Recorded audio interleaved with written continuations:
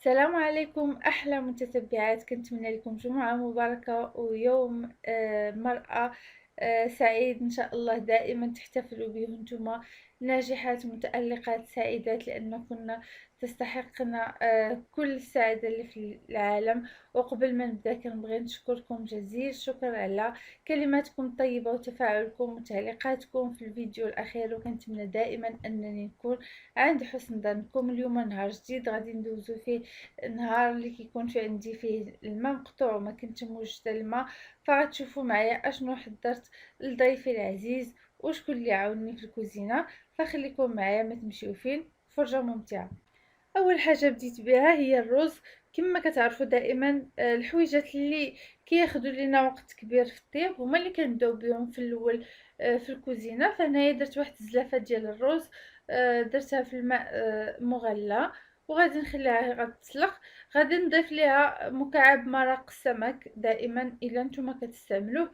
الا ما كتستعملوش فلكم الاختيار، كتقدروا تستغناو عليه.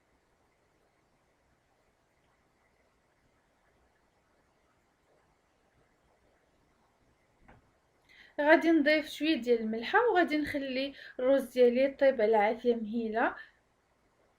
هنايا دزت باش غادي نقطع الفلفله حمراء. فديجا انا قطعت في المقله الفلفله صفراء وخيزو، وغادي نضيف لهم شويه ديال زيت الزيتون، وغادي نوضعهم فوق النار حتى غادي يتشحروا ويدبالوا. هاد الوصفه انا خديتها من القناه ديال كويزين فاميلي. غادي نخلي لكم رابط الوصفه ورابط القناه. فعلا قناه تستحق انكم تزوروها وتدعموها.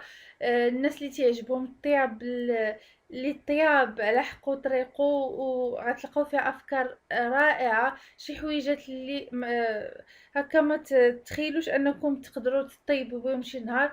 قناه روعه، متاكده الا زرتوها غادي تعجبكم. هنايا دقيت المعدنوس مع الثومه باش غادي نوجد الشرموله. ودابا غادي نرقد الطريفات ديال الحوت ديالي. فهنايا عندي عصير ديال الحامض، صلصه الصوجه الا توفرات، هي والتوابل ديال السمك. فانا ملي كنعطيكم شي وصفه نتوما كتاخدوا منها الحويجات اللي تبغيو نتوما. الحويجات اللي متوفره عندكم، ماشي ضروري انكم تستعملوا الحوايج اللي كندير انا. لانه فقط في لاباتيسري او في دوك الحلويات اللي هكا تيكونوا بالغرامات وداكشي اللي خاصنا نلتزموا بالمقادير. اما المملحات او لا حاجه اخرى فكنديروا الحوايج اللي متوفرين عندنا. هنايا غادي نوجد باش ما نضيعش الوقت، فغادي ندير العطريه للحوت وغادي ندير العطريه الشرموله. فدرت كما شفتوا في داكشي باش غنرقد الحوت، درت العصير ديال الحامض، صلصه الصوجه، التوابل ديال السمك، الكمون، الفلفل الاسود اولا الابزار والبابريكا. وكذلك بالنسبه للشرموله فدرت التحميره، الكمون، توابل ديال السمك، ودرت شويه ديال البزار، شويه ديال الكمون والملحه طبعا.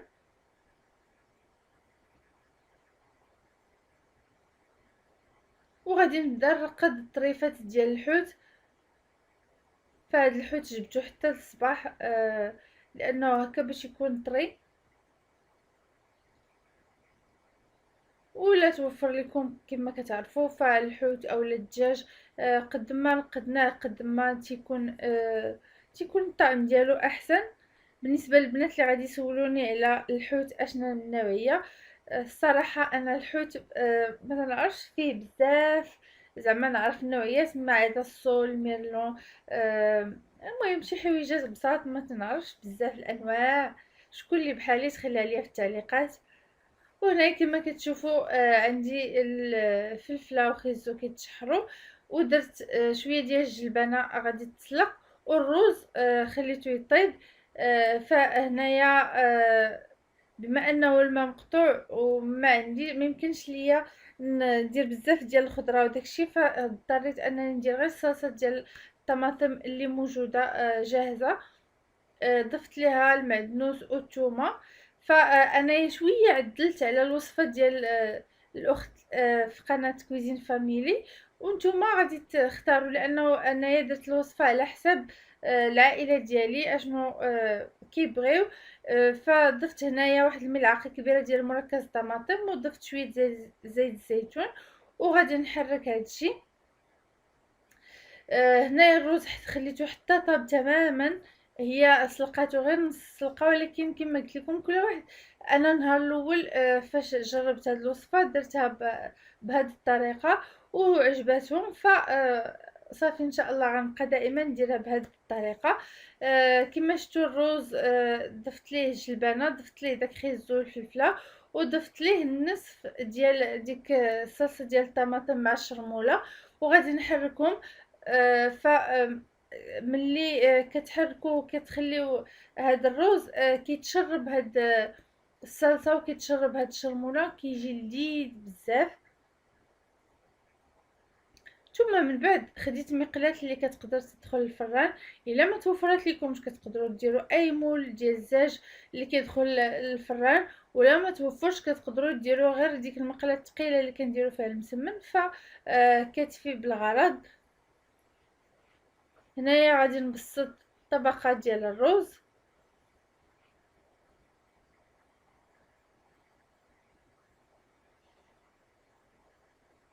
ثم غادي نصفف طريفات ديال الحوت. بالنسبه لهاد الوصفه كتقدروا تجربوها حتى بإبلي، فانا قلت المره الجايه نقدر نجربها بإبلي ونشوف. كنظن انه حتى هو غادي يجي زوين الا كثرنا لاصوص. فهكا كنستفو طريفات ديال الحوت، ثم درت دوائر ديال الحامض، وغادي ندير طوماط سوريز كيعجبني بزاف نديرها في الفران. كتجي زوينه، كتطلق لنا اصلا واحد شويه ديال المرق، وحتى في المنظر كتجي زوينه وكتجي هكا لذيذه في الفران. ضفت ورق الغار اولا ورقه سيدنا موسى والفلفله حاره، بالنسبه لي شي حاجه ضروريه خاصني نحطها في اي طبق. ثم من بعد ديك الصلصه او الشرموله اللي تبقاو ليا غادي نوضعهم فوق طريفات ديال الحوت، والباقي غادي نوضعو فوق الروز هكا باش كيجيني داك الروز مشرب بالصلصه ما كيجيش ناشف.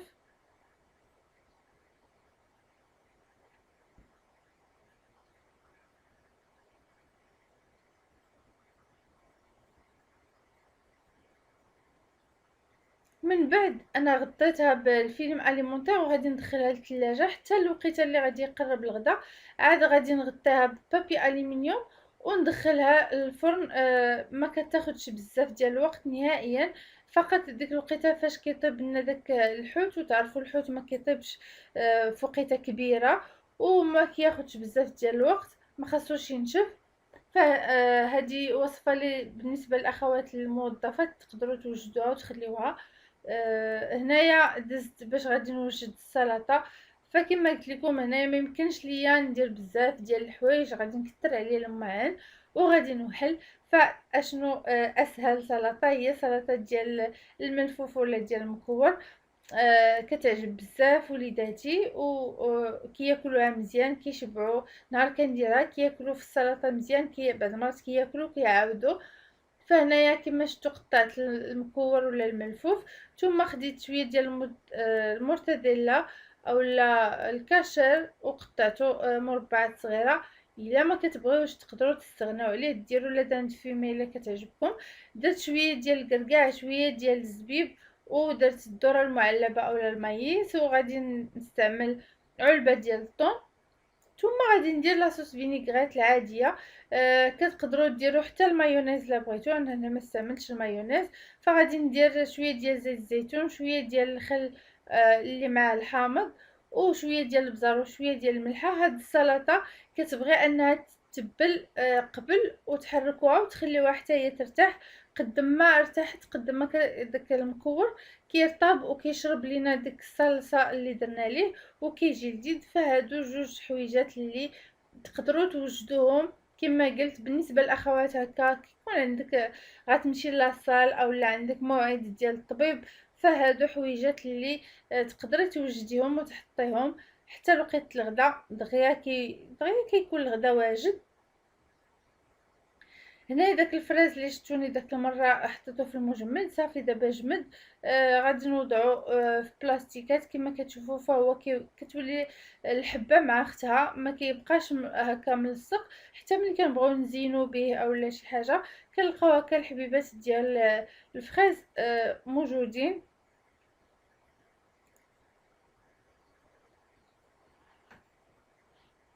والشاف موحى هو اللي عاونني في العصير. فالشيخي كاين عندي هاد اليامات وعزيز عليه يطيب ويعاوني في الكوزينه، فانا وياه كنتفاهموا مزيان. بالنسبه للعصير فغادي نحتاج ليه عصير ديال البرتقال، الماء اللي سلقت فيه الباربه، غنحتاج الباربه منقيه مسلوقه ومنقيه. غنحتاج ايضا الفراوله اولا الفريز، وعلبة ديال الياغورت. هنا اختاريت انني نستعمل بالنكهه ديال الكوك. كتقدروا ديروا ياغورت طبيعي اولا اي نكهه نتوما كتعجبكم. وبالنسبه للفراوله الا توفرات الا ما توفراتش كتقدروا تستغناو عليها، ما كاين حتى مشكل. ففي الكاس ديال الخلاط غادي نوضع الماء ديال الباربه، غادي نضيف ليه الياغورت. كتقدروا تستعملوا كما قلت ياغورت طبيعي، ما كاين حتى مشكل. وغادي نضيف العصير ديال البرتقال وكذلك الفراوله والباربه. هنايا ما استعملتش السكر لانه عندي العصير حلو، ما غاديش نحتاج انني نضيف السكر. الا بغيتو تضيفوه كتقدروا تضيفوه اولا تضيفوا العسل، كيبقى لكم اختيار. ثم غادي نطحن العناصر كاملين مع بعضياتهم، وكما كتشوفوا كيجي عصير خاطر لذيذ بزاف بزاف بزاف. بالنسبه للناس اللي عندهم مشاكل في الامعاء اولا مشاكل ديال القبض، فهاد العصير رائع جدا. ودابا غادي ندوز باش نحضر واحد الكيكه لشيخي لانه ما كيبغيش السكر. ودائما كنت انا وياه كيبقى يقول لي الكيكه حلوه، كنقول لي راه الكيكه اصلا هي حلوه. فكنت جربت هاد الوصفه وقلت اليوم غادي نوجدها ليه. فخديت كاس ديال الحليب، درت ليه ليبتون وسخنته حتى سخن مزيان وطلق فيه داك ليبتون. الا ما توفرش ليبتون كتقدروا تستغناو عليه، ما كاين حتى مشكل. ثم وضعت فيه 150 غرام ديال عجينه التمر. غادي نضغط عليها شويه بحال ما الطريقه، وغادي نخليها في هذا الحليب ما حدو سخون حتى غادي يطلق لي هذا الحليب. عفوا هذا التمر غادي تطلق في داك الحليب. ثم في الكاس ديال الخلاط غادي نوضع داك الحليب مع المعجون ديال التمر كما كتشوفوا كيولي بحال، المهم كيتطلق شويه.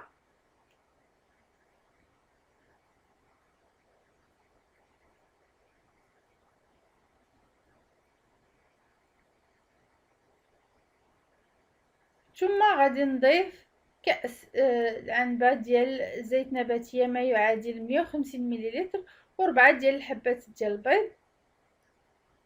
غادي نضيف ايضا القليل من الملح،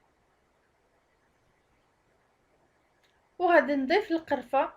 فالقرفة والتمر كيتواتاو بواحد الطريقة رائعة، وخصوصا مع ديك الاضافة ديال الشاي الاسود اولا ليبتون. كونوا متاكدين ان هاد الكيكه غادي تعجبكم، خصوصا البنات اللي هكا دايرين ريجيم ما تيبغيوش يديروا السكر. فكتجي رائعه. غادي نطحن هاد الخليط اولا هاد العناصر مع بعضياتهم حتى نتاكد ان ديك العجينه ديال التمر تطحنات مزيان. ثم في اناء غادي نصب الخليط اللي حصلت عليه، والريحه ديالها ملي كتكوني كتوجديها ما نقولش لكم حتى في الفران كيكه كتشهي.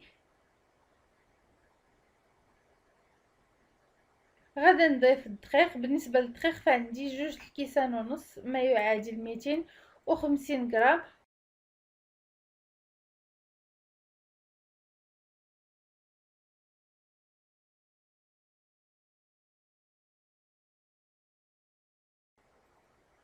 فغادي نغربل الدقيق وغادي نغربل الخميره. عندي هنايا 2 ديال الاكياس ديال خميرات الحلويات، الوزن ديالها 16 غرام. ثم غادي نبدا نخلط العناصر مع بعضياتهم.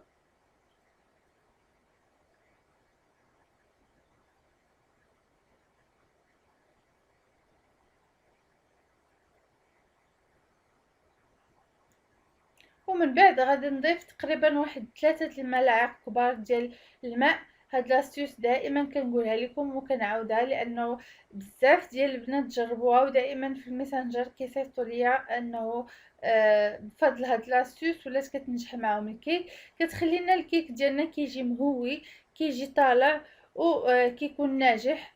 فما توانوش انكم تستعملوا هاد لاستيوس حتى ملي كتهكا ديروا الدقيق بزاف وكتجيكم الكيكه قاصحه، فتقدروا تضيفوا لها الماء فكيرجع لها القوام العادي ديال الكيك. ثم من بعد خديت مول اللي دهنته بالزبده ورشيت عليه الدقيق. هنايا خديت مول دائري عادي، وانتم كتختاروا المول اللي كيناسبكم.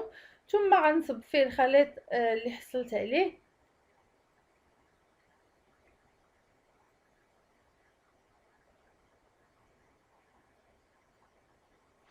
وبالنسبه للتزيين، فبما انه ما غاديش نستعمل لا سكر لا حتى حاجه من بعد او لا مربى، فهنايا اختاريت انني ندير رقائق اللوز.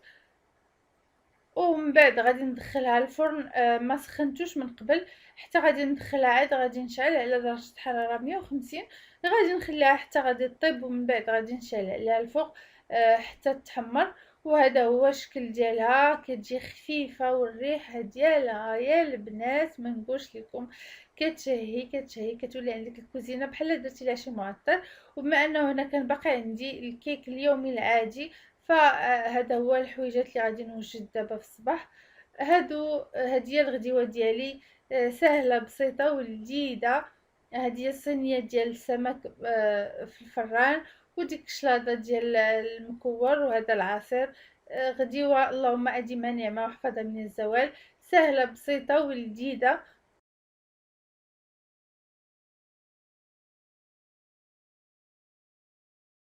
هذا هو الشكل ديال الكيكه من بعد ما طابت، كتجي خفيفه بزاف بزاف ولذيذه. والاهم ان شيخي كان هاد المره مقتنع وعجباتو بزاف بزاف، ما جاتوش حلوه كما كتشوفوا، كتجي رطبه وعاليه خفيفه. وبالنسبه للكوتي، فبما انه ما كانش عندي الماء وصراحه بقى لي شويه من الغدا، بقات السلطه وبقى الرز، فدرت فقط شويه ديال البغرير. شكون اللي بحالي ملي كتبغي تحقر على الكوتي اولا ما كيكونش الوقت، اولا كنحقر دائما اما على البغرير اولا الحرشه اولا هما بجوج، كيجيوني اسهل حاجه يمكن ندير الكوتي. فخليو لي في التعليقات حتى نتوما شنو هما الوصفات اللي كتحقروا عليهم في الكوتي وكيجيكم ساهلين. كنتمنى الفيديو ديال اليوم يكون عجبكم. كالعاده الا عجبكم ما تبخلوش عليا بلي لايك ديالكم والتعليقات، وانكم تخليو لي اقتراحاتكم للفيديوهات القادمه. ولا كنتو اول مره كتزوروا القناه ما تنساوش تضغطوا على زر الاشتراك وتفعلوا الجرس. كنشكركم بزاف وكنبغيكم بزاف، والى فيديو قادم ان شاء الله.